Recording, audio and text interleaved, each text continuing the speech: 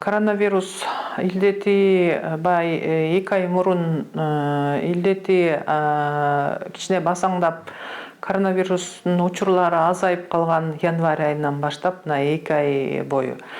Ошондо деле биздин министрлик саламаттык сактоо жана социалдык өнүктүрүү болуп калбадыкпы азыр министрлиги биз айтып келгенбиз, урматтуу калкыбыз, элибиз коронавирус илдети токтоп калды. Коронавирус илдети ушул боюнча жок болуп кетет. Ушул боюнча учурлардын көбөйүшү байкалбайт деген ойдон алыс болуп, буга чейин айтып келген багы пандемия өзүнүн былтыркы жылы пик, орусча айтканда эми эпидемиологиялык термин менен айтканда өзүнүн туу чокусуна жетип турган кездеги бир жылдын ичиндеги биз айтып келген коомдун саламаттыгын сактап калуучу атайын иш-чараларга көңүл бурууну унутпаңыздар деп ошондо эле белгилеп келгенбиз. Бирок баягы эми бул адамдын, ар бир адамдын эле өзүбүздүн ушундай сапатыбыз бар болуш керек. Бир жагынан бул жакшы, бир жагынан бул балким жаман. Бул негизинен жакшы нерсе болуш керек. Баягы оор күндөр өтүп кеткенде, ал жөнүндө оор өтүп кеткенде адам ал нерсени унутуп калат дагы, анан өзүнүн коопсуздугун, ошол нерседен сактануусун унутуп калат экен.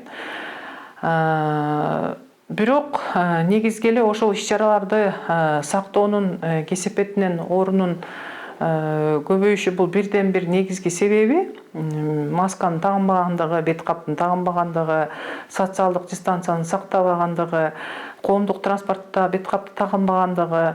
Андан сырткары 8 март, 23 февраль, 21 март Нооруз майрамдары болду. Булар дагы баягы былтыр көбүнчө элибиз ковид илдети жаңы башталганда коркуп үйүндө отуруп, быйыл абдан чоң иш-чараларды өткөзүп, кафе, ресторандарыбызда, түнкү клубтарыбызда көп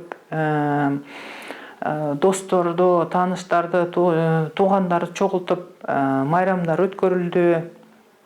Мына ушунун баардыгы эле оорунун көбөйүп, бүгүнкү күндө көбөйүшүн байкап атабыз, мына ошого алып келет да. Бул бирден бир себеби.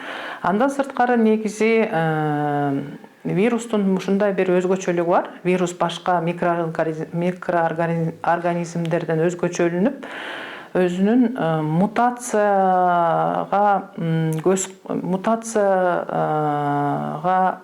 абдан бат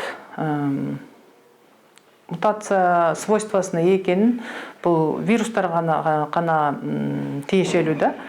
Ошондуктан бул вирус негизи калктын кыймыл аракетине жараша, калктын ошол мен айтып кеткен иш-чараларын сактоосуна жараша тынчып калат дагы, анан кийин кайра кубулуп жаңы штаммдарды пайда кылып, анан ошол жаңы штаммдар аркылуу калктын арасында дагы тарап, калкты дагы оорутууга ушундай бир өзгөчөлүгү бар вирустун.